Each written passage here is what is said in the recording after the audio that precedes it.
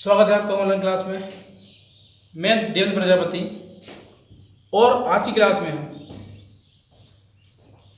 कक्षा 11वीं से विषय हिंदी कबीरदास के पद पढ़ने वाले हैं। ठीक है, तो कबीरदास के पद पढ़ने के पहले हम कबीरदास के बारे में जानते हैं कि कबीरदास जी कौन है, क्या उनकी विशेषता है। ठीक है, तो कबीरदास जी का जन्म देखा जाए तो 1398 में वाराणसी के लहरतारा उत्तर प्रदेश में हुआ था। इनकी मृत्यु 1518 मगहर जो कि काशी में है उसमें हुई थी। ठीक है, तो इनके जन्म और मृत्यु के बारे में यही आप देख लेते हैं कि इतनी आयु ठहरती है कि एक संभव नहीं है। इनके जन्म के बारे में बहुत सारी किंवदंतियाँ हैं, मतलब ऐसी कथाएं हैं कि कोई निश्चित नहीं कह सकता कि इनका जन्म कब हुआ था, पर सर्वसम्मति से ये निश्चित किया गया था कि 1398 में इनका जन्म और 1518 में इनकी मृत्यु हुई थी। ठीक है, ये एक कवि होने के पहले एक संत थे और संत होने के नाते ये समाज में जो बुराइयां होती थी, जो समाज में ऐसे काम होते थे जिन कामों की वजह से गरीबों को, परेशान लोगों को अगर सताया जाता था, तो उनको रोकने के लिए एक जितना इन पे प्रयास कर सकते थे उतना ये प्रयास करते थे। ठीक है, और कई बार इनको उस प्रयास की वजह से कई लोग मारने दौड़ते थे, मारते थे इनको, क्योंकि कहीं ना कहीं देखा जाए तो इनके जो विचार आज से सैकड़ों वर्ष पहले थे, आज भी हमारा देखा जाए तो आज भी इनके विचार जो हैं वो सत्य ठहरते हैं। ठीक है, क्योंकि इन्होंने एक संत थे और संत के बाद एक कबीर थे, तो एक संत होने के नाते इनका एक कर्तव्य बनता था कि समाज की बुराइयां, उसकी जो दुष्प्रभाव है उनको समाज को बताएं ताकि उनको उस चीज़ के दुष्प्रभाव से बचाया जा सके। ठीक है, तो हम देखते हैं अगर इनकी रचना की बात की जाए तो रचना इनकी एक ही है, बीजक, क्योंकि और उसी के 3 पार्ट हैं, साथ ही शब्द रमेनी। क्योंकि ये रचना की अगर बात की जाए तो इनकी रचना भी ऐसी नहीं है कि जो इन्होंने रची हो, ये संकलित की गई है।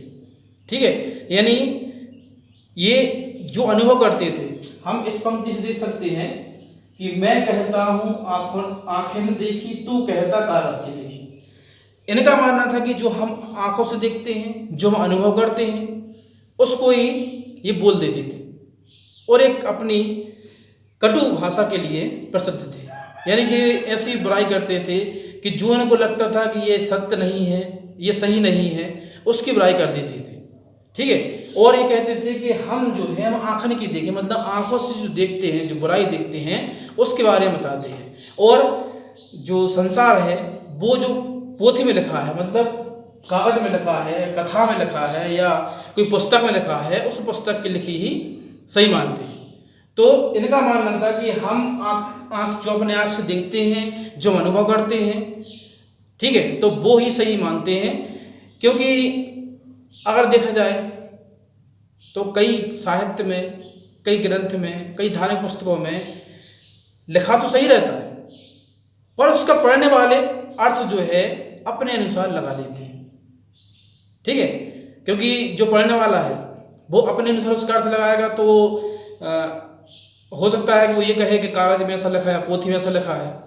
तो ये जो अनुभव करते थे, जो आँख से देखते थे, उसको ही अपना ज्ञान मानते थे, और इनके जो शिष्य थे जो ये कहते थे उसको संकलित करके एक पुस्तक में लिखते जाते थे। ठीक है, तो ये आपको इसका लिखा बताया कि इसकी रचना जो है बीजक नाम से है, और साथ ही शब्द रवेनी 3 इसमें है, पार्ट है, इसके हिस्से हैं, उसमें जिन चीज़ों में दी गई है। ठीक है, अगर इनके पढ़े लिखे की बात की जाए तो मसी कागज छुओ नहीं, कलम गही नहीं हाथ। ना इन्होंने कागज छुआ है अपने हाथ से, यानी ना लिखने के लिए छुआ है, ना पढ़ने के लिए, और ना कभी स्कूल गए हैं, ना इन्होंने वो शिक्षा का देखा जाए तो उनके शिक्षा के क्षेत्र में ये कभी स्कूल नहीं गए हैं, ना इन्होंने शिक्षा को देखा है। पर इन्होंने जो अनुभव किया, जो आंखों से देखा, उसी को ही इन्होंने अपने साहित्य में या अपने मुंह से बोल दिया। अब समाज में देखा जाए तो वह सत्य बोले तो सत्य कड़वा होता है और सत्य से लोग भागते भी हैं और सत्य जो है एक बुरा माना जाता है। ठीक है, क्योंकि जिसके लिए भी आप सत्य कहोगे हो सकता है उसके लिए वो बुरा हो जाए। तो ये भी ऐसे समाज में एक हिंदू मुस्लिम की जब उस समय की बात है, आज से सैकड़ों वर्ष पहले हिंदू मुस्लिम जो है दोनों एक दूसरे से लड़ते थे, धर्म को लेकर, जातियों को लेकर, संप्रदाय को लेकर। और अंग्रेज जो हैं, जो गुलाम बनाए हुए थे हमें, वो अंग्रेज जो हैं उस लड़ाई का फ़ायदा उठाकर वो हम पर शासन करते थे। तो ये सारी चीज़ें, बुराइयां जो थी, उस बुराइयों को मिटाने के लिए ही कबीरदास ने जो एक दोनों धर्म में जो पाखंड थे, पाखंड से मतलब ये होता है कि जो बुराइयां थी, जो दिखावा था, उस दिखावा को अपने दोहों के माध्यम से, पदों के माध्यम से इन्होंने उस पर प्रहार किया और कहीं न कहीं किसी न स्वरूप में उन्हें खत्म करने का प्रयास किया। ठीक है, तो आज की क्लास में हम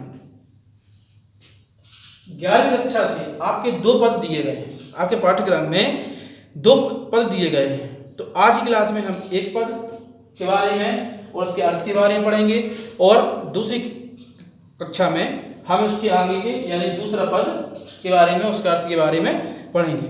तो हम शुरू करते हैं इसका अर्थ। कबीरदास के अगर और देखा जाए तो उन्हें कर्मकांड, वेद विचार, जाति भेद, वर्ण भेद के विरोधी थे।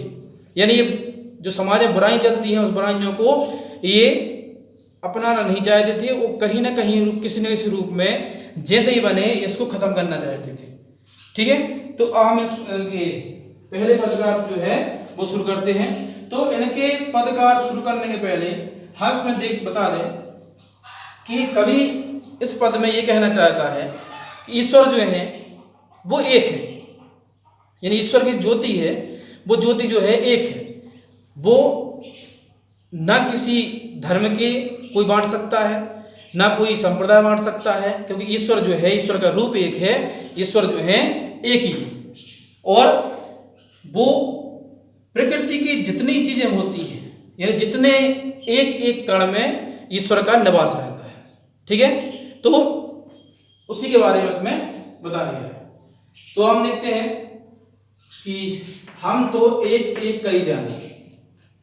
तो कबीरदास कहते हैं कि हम तो ईश्वर को एक समान ही मानते हैं। कबीरदास अपने बारे में कहते हैं कि हम तो ईश्वर को एक समान ही मानते हैं, क्योंकि ईश्वर जो है वो एक ही है, उसका कोई दूसरा रूप नहीं होता है। दो ही कहे तिन की पूज दो जन जिन नाही पहचाना। अब कहते हैं कि दो ही कहे मतलब जो ईश्वर के 2 रूप बताता है, यानी एक राम एक रहीम, जो ईश्वर के 2 रूप बताते हैं। दो ही कहे तिन की को दो जग जिन नाही पहचाना। ये वो लोग कहते हैं जिनको ज्ञान नहीं होता, जिनको ईश्वर के बारे में सच्चा ज्ञान नहीं होता है, वही कहते हैं कि ईश्वर जो है 2 रूप है, ईश्वर के 2 रूप हैं। वही कहते हैं एक तिनको को जन जिन नाही पहचाना, जो इनको पहचानते नहीं ईश्वर को, वही कहते हैं कि ईश्वर के 2 रूप होते हैं। एक के पवन एक ही पानी एक के ज्योति समाना। अब कहते हैं कि प्रकृति में देखा जाए तो जो पवन है, हवा है, वो हवा एक ही रूप है, ना वो हिंदू मुस्लिम को बांटती है, ना वो और धर्म को बांटती है, ना कोई संप्रदाय को बांटती है। तो दोनों जो है अगर देखा जाए तो पवन जो है, हवा जो है वो एक ही है, उसका एक ही रूप है।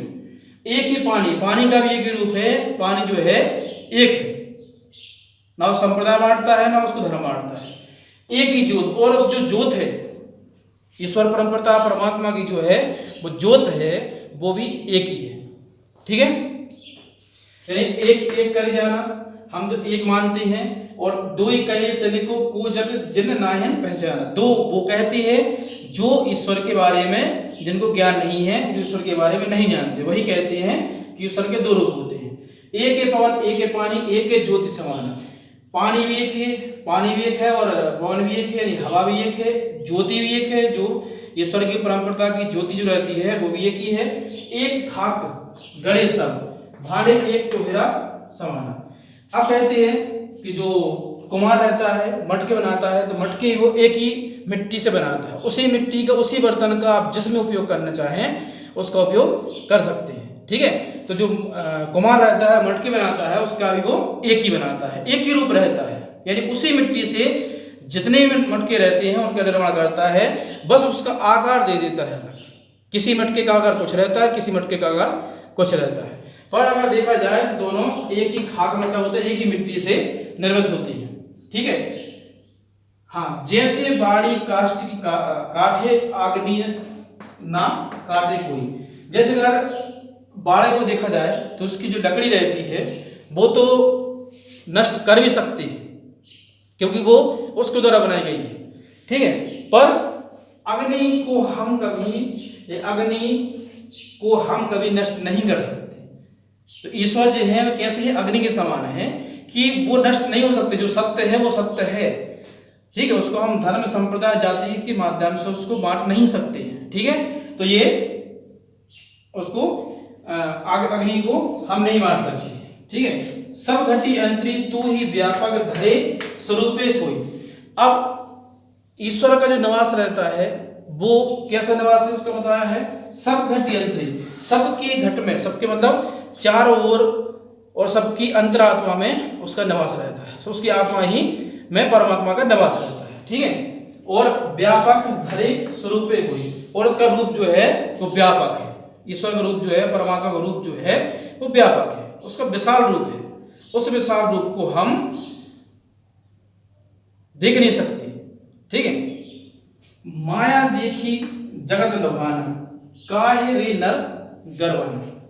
गर्वाने में गर्व होता है, माया देख मतलब माया देखना। आज देखा जाए तो माया को देखकर, माया के रूप को देखकर ही लोग जो हैं क्या करते हैं, जगत लुभाना, जगत जो है लुभा रहा है, मतलब उसमें ग्रसित हो रहा है माया को देखकर। माया से मतलब होता है जो दिखावा रहता है, उस दिखावे को देखकर आज के लोग जो हैं, आज की जो पीढ़ी है वो कैसी क्या कर रही है, उस पर लोभ आ रहा है, मतलब उसमें लिप्त हो जाती है। और उस पर काहे नरगवा, उस पर कहते हैं कभी कि उस पर गर्व क्यों करते हो तुम, क्योंकि माया जो है वो आज तुम्हारी है कल किसी और की होगी, क्योंकि माया जो है दिखावा है। ठीक है, कोई सत्य नहीं होता। निर्भय भया कछु नहीं व्यापे कहे कबीर दीवाना। अब कबीरदास कहते हैं अंत में कि जो निर्भय होकर ही, निर्भय मतलब जिसको किसी का डर नहीं रहता, ना व्यक्तिगत डर रहता है ना किसी के डर रहता है, तो जो निर्भय होकर ही, निर्भय भया कछु नहीं व्यापे कहे कबीर दीवाना, वही सच्चा ईश्वर का भक्त है, वही ईश्वर की दीवाना है जो निर्भय होकर ईश्वर की भक्ति करता है। ठीक है, तो जो निर्भय होकर ईश्वर की भक्ति करता है वही सच्चा भक्त है, और वही ज्ञानी है, और वही ईश्वर का जानकार है। ठीक है, तो आज की क्लास में हमने आपको कबीरदास के बारे में और कबीरदास के जो 2 पद दिए हैं आपके 11वीं कक्षा के पाठ्यक्रम में, उन 2 पदों में से एक पद का इसका अर्थ के बारे में आपको बताया है। तो एक बार रिवीजन कर लेते हैं कि एक कवि पढ़े लिखे नहीं थे, साथ में ये अनुभव जो आंख से दिखते थे, जो अनुभव करते थे, उसको ही अपने साहित्य में डाल देते थे, और इनके साहित्य को संकलित किया गया है। मतलब इन्होंने खुद नहीं लिखा है, क्योंकि ये संत थे, कवि तो ये बन गए थे। ठीक है, और अगर इनकी मृत्यु के बारे में देखा जाए तो जो हिंदू मुस्लिम इनके जब ये जीवित थे तब लड़ाई करते थे कि ये नहीं, ये हमारे धर्म के हो नहीं सकते, क्योंकि ये हमारी बुराई करते हैं। हिंदू भी कहते थे और मुस्लिम भी कहते थे। पर इनकी जब मृत्यु हुई थी तो दोनों धर्म ने, दोनों संप्रदाय ने इनको सच्चा संत मान लिया था, और दोनों की जो इनकी विचार थी उस विचार से प्रभाव हुआ, दोनों में प्रभाव हुआ साथ में। और अंत में क्या हुआ, तो जब ये इनका देहांत हुआ था तो उनके शरीर को इन्होंने 2 भागों में, शरीर तो नहीं, उनकी अस्थियों को या फूल को, जो एक मझार और एक जो द्वार, वो काशी में आप जाएं अगर तो देख सकते हैं कि इनके दोनों धर्मों के अपने अपने मान्यता अनुसार इनके वहाँ समाधि और मझार बनी हुई है। अंत में ये दोनों समझ गए थे कि कबीरदास जी जो हैं वो अगर देखा जाए तो वो सही कहते थे और सत्य रहता था, और साथ में वो आज के हिसाब से देखा जाए तो सही था। ठीक है, तो ये कबीरदास के बारे में हम अगले क्लास में इनके कबीरदास के दूसरे पद के बारे में देखते हैं। ठीक है, जब तक के लिए धन्यवाद। घर पर रहें, सुरक्षित रहें।